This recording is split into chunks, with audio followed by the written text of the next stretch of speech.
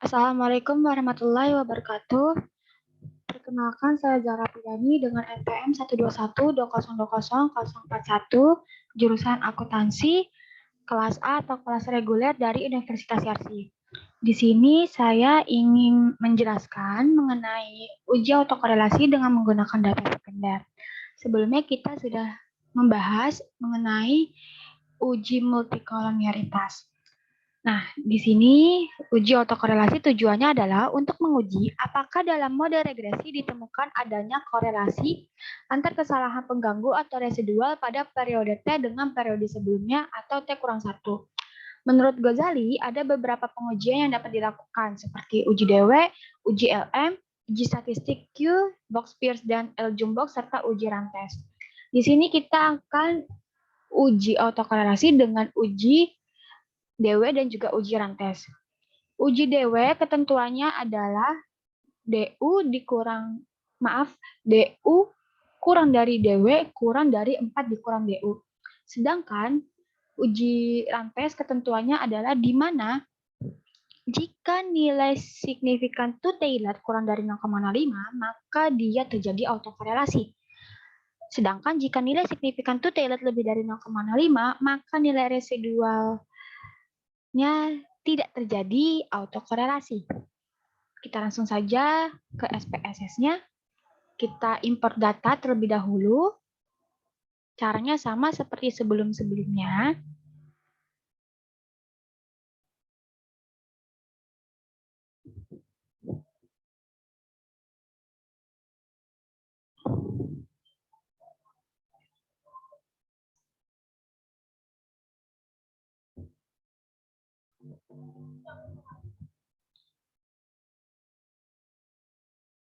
Nah, ini dia data sekundernya, ada variabel bank, keuntungan, aset, dan juga harga saham. Kita ke variabel view, kita turunkan desimal menjadi 0.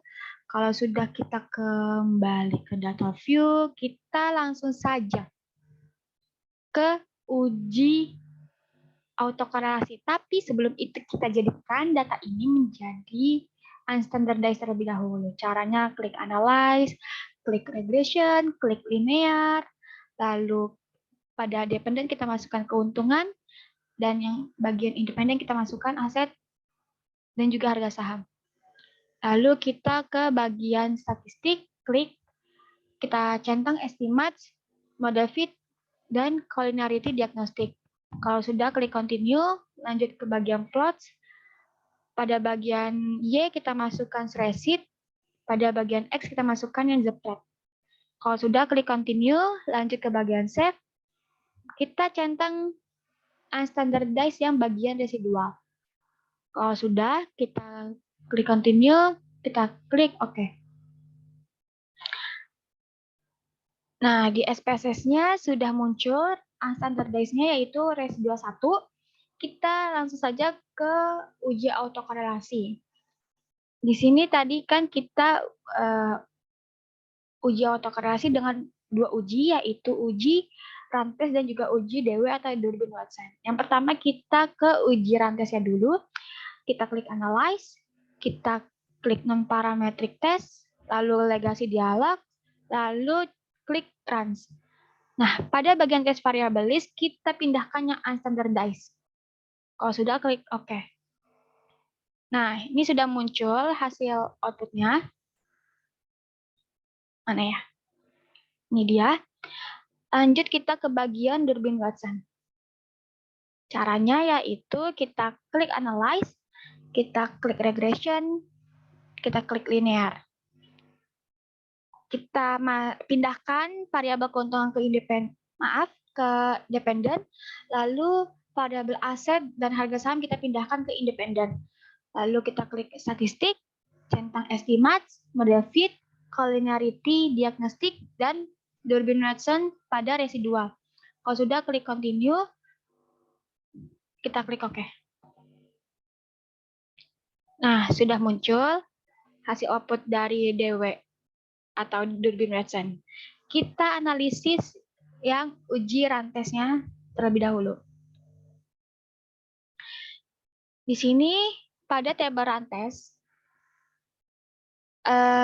nilai signifikannya itu 1,000, di mana nilai 1,00 ini dia lebih besar dari 0,05. Tadi ketentuannya jika nilai signifikan to tailed kurang dari 0,05, maka nilai residualnya terjadi autokorelasi. Sedangkan jika nilai signifikan to tailed lebih dari 0,05, maka nilai residualnya tidak terjadi autokorelasi. Di sini ternyata 1,000 ini dia lebih besar dari 0,05. Maka pada data ini tidak terjadi autokorelasi. Kita lanjut analisis yang bagian DW atau Durbin-Watson. Kita lihat pada bagian model sumari. Tabel model sumari yang Durbin-Watson. Di sini nilainya yaitu 1,870, nilai DW-nya atau Durbin-Watson. Nah, kita lihat pada tabel DW-nya terlebih dahulu. Ya. Nah, ini dia tabel Durbin-Watson atau DW. Di sini terdapat N, di mana N itu adalah banyaknya sampel atau banyaknya data. Lalu ada K, di mana K ini adalah independen, ya. Lalu di sini pada independen ada K sama dengan 1, K sama dengan 2, K sama dengan 3, K sama dengan 4, dan juga K sama dengan 5. Maksudnya ini adalah di mana kita lihat pada independen, dia ada berapa variabelnya. Kalau misalkan cuma 1, berarti dia K sama dengan 1. Kalau 2 variabel, K sama dengan 2. Begitupun K sama dengan 3, K sama dengan 4, dan juga K sama dengan 5.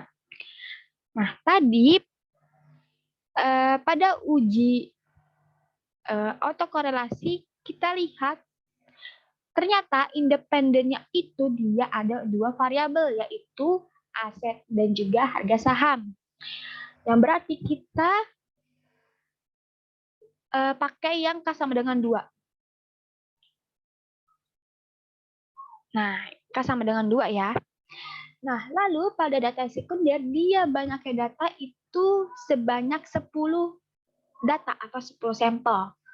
Berarti kita lihat yang barisan 10 ini. Ya. Tetapi karena di sini kita lihat pada K sama dengan 2, berarti kita lihat pada barisan yang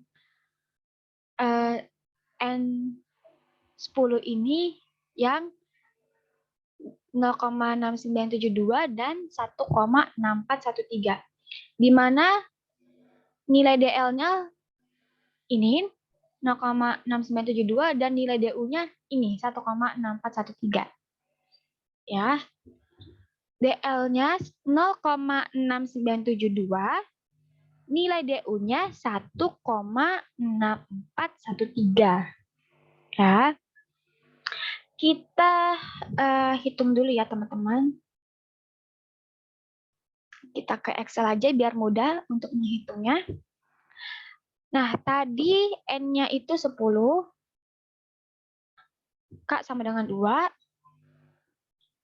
lalu nilai DL-nya itu 0,69 ya, 6972. Coba kita cek terlebih dahulu ya.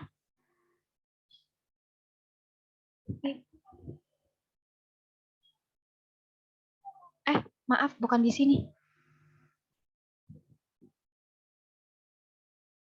Benar, 0,6972. DU-nya 1,6413. DU-nya sama dengan 1,6413. DW-nya 1,870. Nah, tadi ketentuannya DU kurang dari DW kurang dari 4 dikurang DU. DU. Nah, nilai DU-nya 1,6413, lalu nilai DW-nya 1,870, lalu nilai dari 4 dikurang DU-nya 1,6413. Nah, kita hitung dulu. Hasil dari 4 dikurang 1,6413 ini berapa? 4, 1,6413. Sama dengan dikurang hasilnya 2,3587. Berarti nilai DU-nya 1,6413, DW-nya 1,870. Hasil dari 4 kurang 1,6413 adalah 2,3587. Nah, ini dia.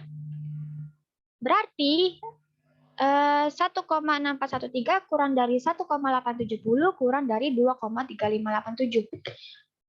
Berarti artinya itu adalah di mana pada data ini terbebas dari yang namanya autokorelasi. Ya. Oke. Itu aja penjelasan dari saya. Mohon maaf bila ada kesalahan dan juga perkataan saya yang masih berbelit-belit. Wabillahi taufiq wal hidayah. Wassalamualaikum warahmatullahi wabarakatuh.